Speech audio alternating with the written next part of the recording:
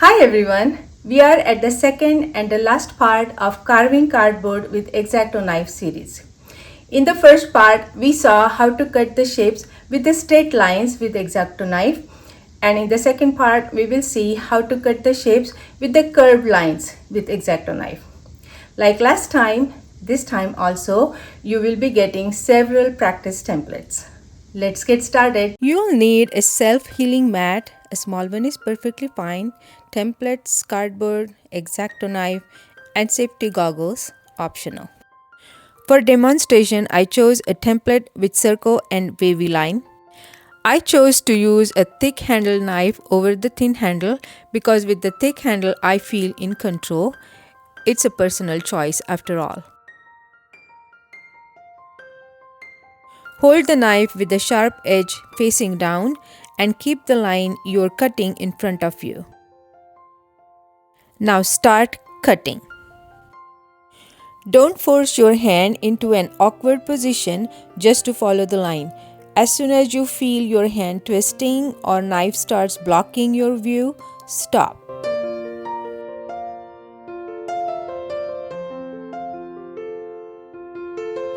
Rotate the paper so the section you are cutting comes back in front of you and continue. Keep rotating the paper whenever you need to so you always have a comfortable view of the line.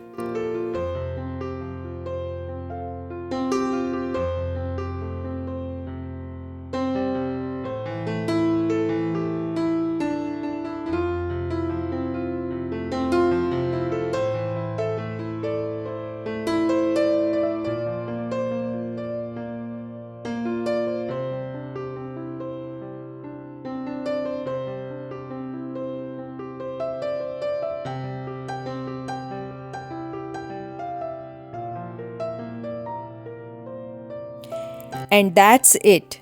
The wavy line is cut. Because the paper is thin, cutting through it is quite easy. Now let's cut the circle using the same technique. I'll work on the small section at a time, keeping the line somewhat in front of me. I say somewhat because unlike a straight line, a circle is constantly changing direction. Cut a small section, rotate the paper, and keep going until you have made your way around the entire circle.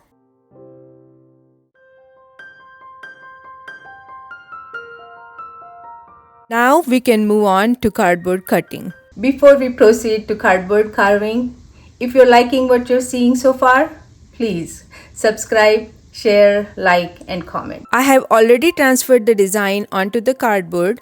I have showed how to transfer a design in my first video. I'll leave the link to the straight line cutting video in the description if you would like to see that process. To cut wavy line on the cardboard, we'll use exactly the same technique, cut small section, rotate the cardboard and continue.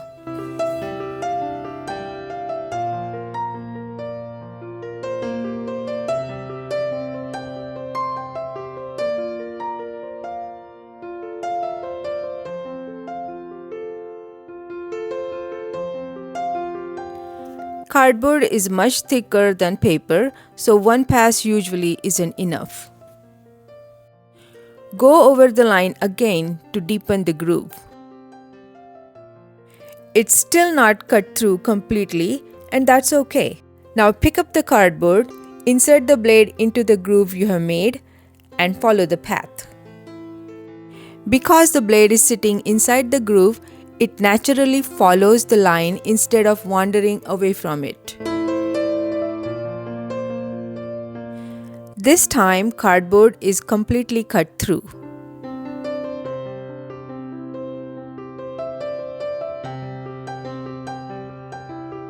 For the circle, I only went over the line once to create the groove.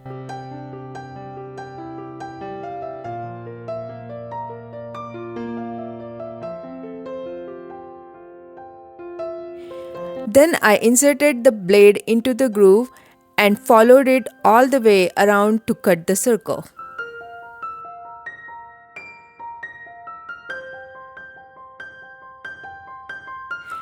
Now I will show you how I cut a decorative piece using exactly the same technique.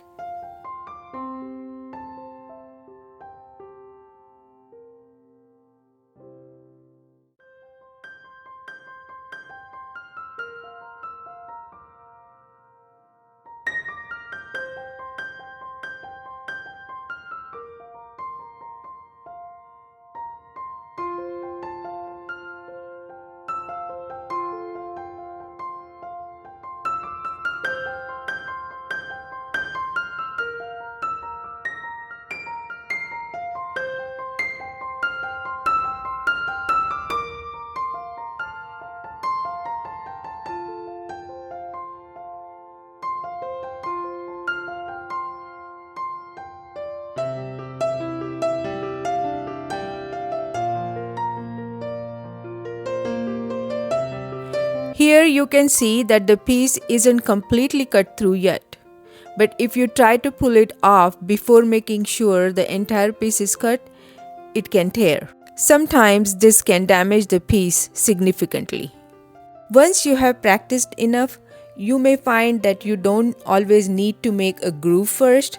You can eventually cut the shape directly and the piece will pop right out.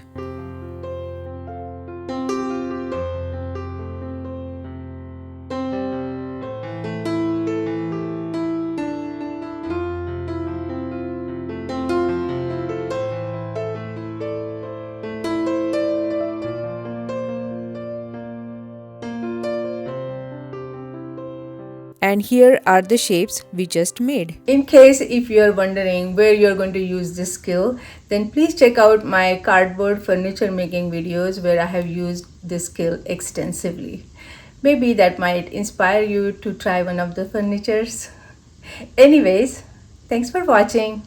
See you soon. Bye.